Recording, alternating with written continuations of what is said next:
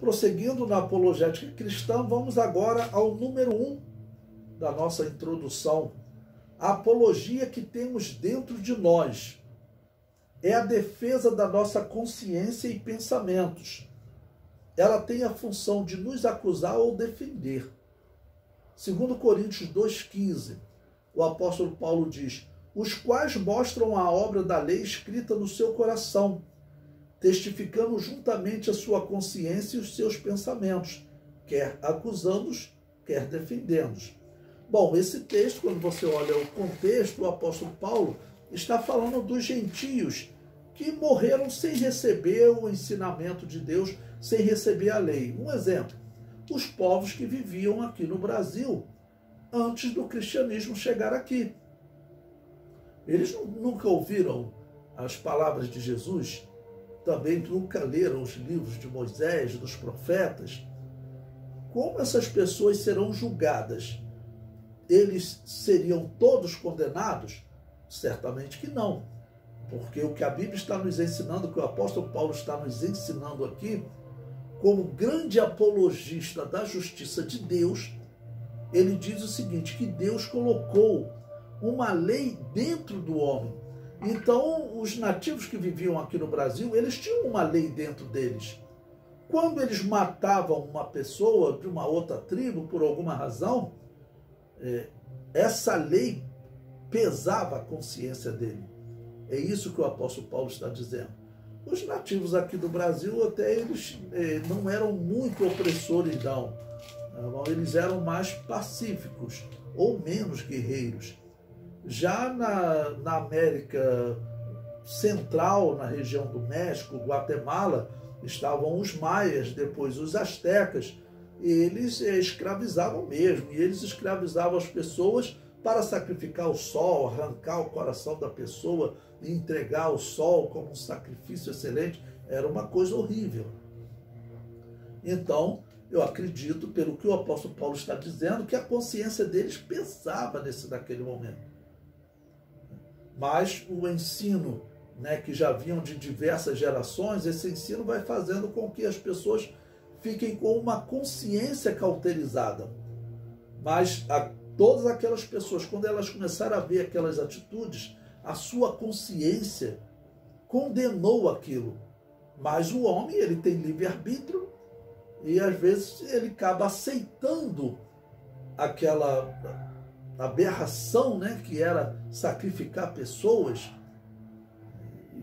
e acabava aceitando, e quando ia se desenvolvendo na vida, acabava às vezes praticando aquilo também. Mas nós sabemos que na história teve muitos que eles eram pacifistas e eles não tratavam os outros assim. Até diz a história que os astecas, quando os espanhóis chegaram aqui, muitos astecas receberam eles bem. Mas depois, vocês conhecem a história, a coisa se virou, os espanhóis começaram a oprimir, e eles então partiram para a guerra, para a matança também. O número 2, aí no material didático, ele diz Jeremias debatendo, discursando com Deus.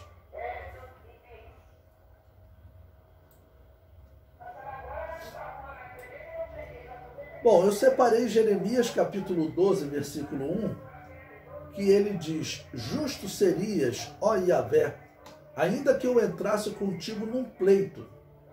Contudo falarei contigo dos teus juízos, porque prospera o caminho dos ímpios e vivem em paz todos os que cometem o mal aleivosamente. Bom, então ele diz que vai entrar num pleito com Deus, e esse termo, o significado dele é entrar num debate com Deus. E ele já começa dizendo: é claro que tu és justo. Independente da minha argumentação, Deus sempre será justo. Eu me lembro, certa vez, num estudo sobre o livro de Jó, e uma pessoa, vamos dizer, questionou por que Deus permitiu aquele sofrimento de Jó, e querendo até falar sobre assim, que Deus ele poderia ter feito diferente, disse a pessoa. Ela, vamos dizer, ela criticando Deus, e ela disse o seguinte: Por que que Deus, que já sabia quem pecaria, nem criasse essas pessoas, só criasse as pessoas que seriam do bem? E aí eu respondi para ela. E essa pessoa interessante que estava questionando, era um trabalho num lar, numa casa, né? Ela era uma desviada do Evangelho. Então eu falei para ela, olha, Deus, ele é tão justo e ele sabe de todas as coisas que, por exemplo, veja, você, nesse momento você está afastada do Evangelho. Se Deus seguisse a tua teoria, ele não teria te criado, porque você não segue o Evangelho no momento. Então Deus criou todos os seres livres e eles podem escolher o que eles querem para a sua vida eterna. Se eles querem a vida ou a morte. Por isso ele chegou diante de Israel e ele falou, olha, eu coloco diante de vocês a vida e a morte, né? Escolha a vida. Tá bom? Escolha a vida. Por quê? O homem ele pode escolher, mas Deus ele não é um manipulador da história. Ele não vai criar apenas as pessoas que vão servi-lo. Não, ele criou a humanidade, criou os homens podem se reproduzir, ele deu essa capacidade maravilhosa ao homem, não? E o que nós temos que concluir, o que nós temos que saber, foi o que eu falei para aquela senhora que estava afastada do Evangelho, como disse Jeremias, qualquer que seja a situação, Deus é justo. Então nós temos que entender todo o contexto do que Deus está falando. Ele deu oportunidade a todos, mas ele não permite que venha à vida só aqueles que vão aceitá-lo. Isso seria uma manipulação. Veja, esse mesmo texto de Jeremias capítulo 12, na versão King James, ele diz, tu continuas justo, Senhor, se entro em processo contigo. Então esse processo eu destaquei aí, ele é exatamente se eu entro em um debate contigo. E ele também, em Jeremias 20, versículo 12, ele diz, Senhor Todo-Poderoso, que sondas o justo, que vês rins e coração, possa eu ver a tua vingança contra eles, porque a ti expus a minha causa. Então esse termo aqui, expus, ele é um sinônimo também de um debate, um questionamento. O comentário prossegue. Jeremias, antes de debater com Deus, defende-o, dizendo, justo serias. Eu já questionei a Deus, dizendo, Senhor, por que tu não colocaste na Bíblia textos bem claros que evitassem as seitas? Por exemplo, não vos é mais necessário guardar o sábado. Estaria 100% claro. Assim não haveria os adventistas do sétimo dia e outros exemplos. Mas, depois concluir que ainda que Deus colocasse na Bíblia textos que excluíssem a possibilidade do surgimento de 1000 caminhos errados, os homens sempre buscariam outros, pelo que se conclui, por que questionamos Deus? Essa é uma pergunta, por que questionamos Deus? Porque não entendemos os seus perfeitos propósitos. Esse é o significado, Porque nós não entendemos os perfeitos propósitos de Deus.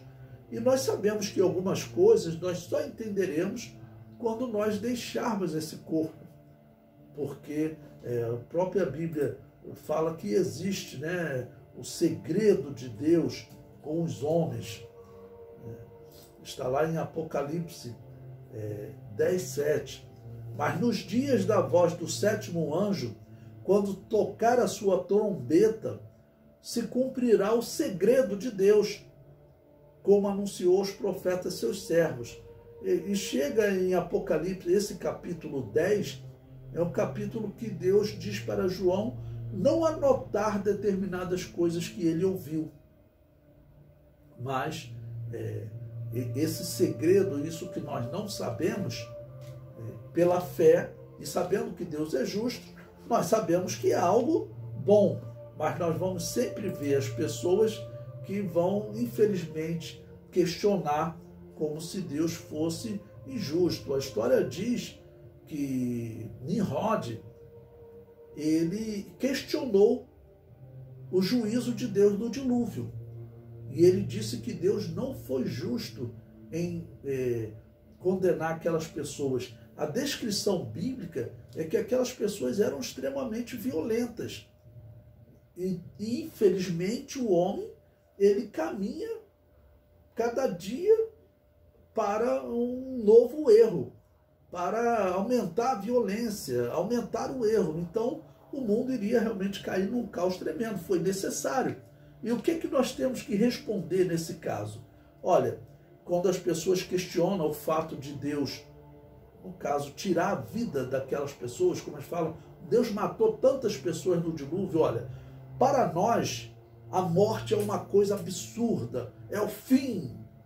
Para Deus, a morte é simplesmente um chamado ao juízo. Tanto que a Bíblia deixa claro que não existe morte física para Deus. Para Deus existe só a morte espiritual. A morte espiritual que ocorre quando o homem peca, que Deus disse para Adão: no dia que comerdes desta árvore, morrerás. Aquela ali é uma morte espiritual, a morte que a pessoa sofre hoje quando ela se afasta de Deus. E existe a morte eterna, que é a eterna separação entre Deus e os homens. Observe que o Apocalipse chama a morte eterna de segunda morte. Então, onde está a morte física? Olha, a primeira morte claramente está lá no Éden. É a morte espiritual que Adão e Eva sofreram. A segunda morte é a morte eterna, a eterna separação entre Deus e os homens. Então, onde está a morte física? A morte física, ela não existe para Deus. O que nós chamamos de morte física, que para nós é o absurdo, é o fim de tudo, para Deus é só um chamado ao juízo. E Deus tem autoridade para chamar a humanidade a juízo a qualquer momento. Deus pode chamar qualquer pessoa ao juízo a qualquer momento. Chamou toda aquela geração antediluviana, que certamente era uma geração muito grande, o mundo estava muito povoado, porque os homens viviam 300 anos, 500 anos se reproduzindo, tá ok? Então, os homens se desenvolveram muito, lembre-se que foram 1.700 anos de Adão até o dilúvio, com homens vivendo 300 anos, com uma saúde especial, certamente tiveram muitos filhos, poderia ter dezenas, centenas de filhos, a terra estava muito povoada. Pois bem, Deus pode chamar a juízo a qualquer momento. E para aqueles que questionam, o Apocalipse diz no capítulo 20 que chegará um momento que Deus vai chamar toda a humanidade a juízo. Vai acabar a vida física. Os homens podem questionar, mas saibam que Deus, ele é o Senhor da vida, ele é o que doou a vida e ele tem autoridade para chamar quantos, independente se for o rei, se for o servo, não importa.